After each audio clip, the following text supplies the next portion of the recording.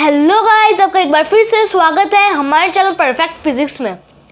आज के इस वीडियो में मैं आपको सोलर सिस्टम की सबसे गर्म जगह पे ले जाने वाला हूँ, यानी कि मैं बात कर रहा हूँ हमारे सूरज की।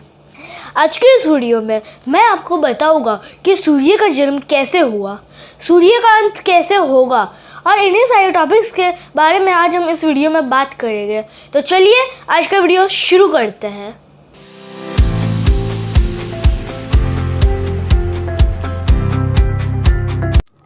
सूरज हमारे सौर मंडल का सबसे बड़ा तारा है। हम उसके बिना अपने अस्तित्व की कल्पना भी नहीं कर सकते। अगर हमारा सूरज सौर मंडल से अचानक ही गायब हो जाए तो क्या होगा? उसका असर ये होगा कि सौर मंडल के सारे ग्रह इधर उधर बिखर जाएंगे, क्योंकि सूरज ने ही अपने प्रबल गुरुत्वाकर्षण के कारण सभी ग्रह को बांध कर रखा है। सूरज के वजह से ही पृथ्वी पर जीवन है। हमारा सूरज सौर सिस्टम का सबसे बड़ा और मोस्ट मैसिव ऑब्जेक्ट है हमारे सौर सिस्टम में।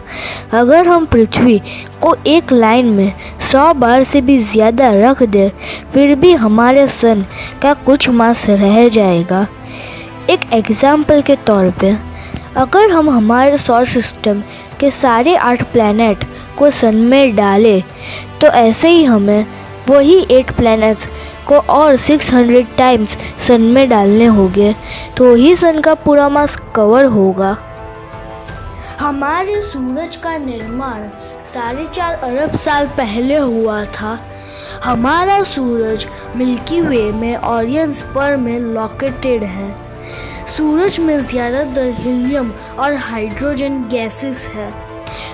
बहुत सारा मटेरियल एक जगह इकट्ठा हुआ। विशाल बादल के कोर के अंदर गुरुत्वाकर्षण के दबाव और बहुत ज़्यादा ऊष्मा उत्पन्न हुआ और आसपास घूमने लगा। अधिक गैस जुड़ती गई, ऐसे जन्म हुआ सूरज का। सूरज को और ज़्यादा समझने के लिए वैज्ञानिकों ने इसे 6 लेयर्स में बांट रखा है। पहला लेयर कोरोना, दूसरा लेयर क्रोमोस्फीयर, तीसरा लेयर फोटोस्फीयर, चौथा लेयर कनेक्टिव जोन और 5वां लेयर रेडिएटिव जोन और कोर। अब मैं आपको एटॉमिक काउंट्स के बारे में बता रहा हूँ। सूर्य में 91% हाइड्रोजन है, 8.9% हीलियम है और 0.1% हैवियर एलिमेंट्स है।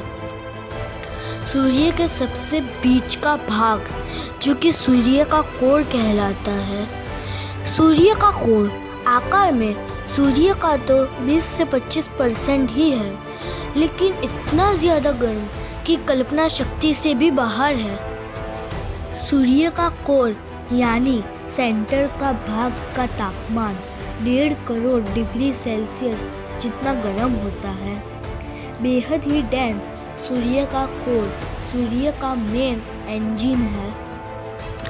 सूर्य के सेंटर में हाइड्रोजन के एटम फ्यूज होकर हीलियम बनाते हैं और न्यूक्लियर फ्यूजन क्रिया से ऊर्जा उत्पन्न करते हैं। सन कोर का घनत्व 150 ग्राम प्रति सेंटीमीटर है, जो कि बहुत ही ज़्यादा है।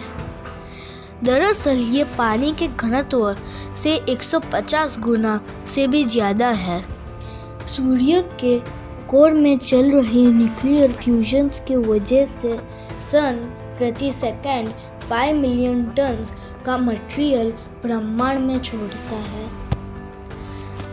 अब मैं आपको बताता हूँ रेडिएशन जोन के बारे में। कोर के ऊपर होता है रेडिएटिव जोन। सूरज की परतें में से ये 3.5 लाख किलोमीटर की मोटी परत होती है। ये परत कोर से थोड़ा कम डेंस होता है। सूर्य के कोर में जितनी जितनी भी एनर्जी प्रोड्यूस होती है उसे रेडिएशन जोन से अगले जोन पर पहुंचने में 1,70,000 साल तक का समय लग जाता है। रेडिएशन जोन के ऊपर आता है कन्वेक्शन जोन। इसका टेम्परेचर 20 लाख डिग्री सेल्सियस से 6,000 डिग्री सेल्सियस होता है। इस लेयर में लगातार प्लाज्मा और ऊर्जा उबलते रहते हैं। इसके ऊपर की अगली परत है फोटोस्फीयर। यह सूर्य की वायुमंडल की पहली परत है। इसका टेम्परेचर है 11,000 डिग्री सेल्सियस।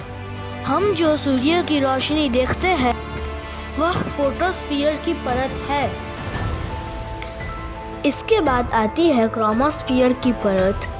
इसका टेम्परेचर होता है 3,700 डिग्री सेल्सियस। इस परत को हम जब पूरा सूर्य ग्रहण होता है तभी देख पाते हैं। यह परत गुलाबी और लाल रंग की होती है। सूर्य की अंतिम परत यानी कोरोना, इसका टेम्परेचर 20 लाख डिग्री सेल्सियस है। सूर्य की सारी गैस इस परत में आते ही हवा बन जाती है, इसलिए यह परत इतनी गर्म है। पर अभी तक ये कंफर्म नहीं हुआ है कि यह इतनी गर्म क्यों है।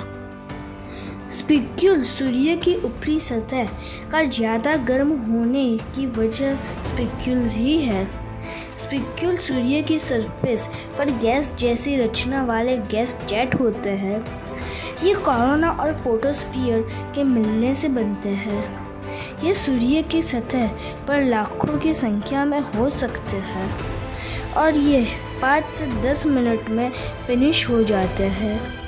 देखने में बाल जैसी डिज़ाइन जैसे लगते हैं, लेकिन उनकी लंबाई 5,000 किलोमीटर और व्यास 500 किलोमीटर होता है।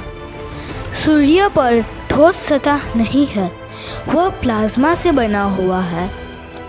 प्लाज्मा एक लिक्विड है, जैसे कि उबलता हुआ गाढ़ा पदार्थ। सूर्य को टेलीस्कोप से देखने पर छोटे बड़े धब्बे दिखाई देते हैं। इसे सनस्पॉट कहा जाता है।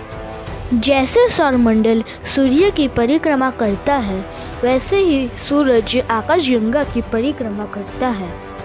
सूरज को अपनी परिक्रमा पूरी करने में 22 से 24 करोड़ ईयर लग जाते हैं। सूर्य अपने अंतिम दिनों में बड़ा लाल दानव सा बन जाएगा। वह इतना बड़ा होगा कि सौरमंडल के सारे ग्रह को निगल जाएगा। वह धीरे धीरे अपनी परत और चमक खो देगा। ऐसे अंत होगा सूरज का।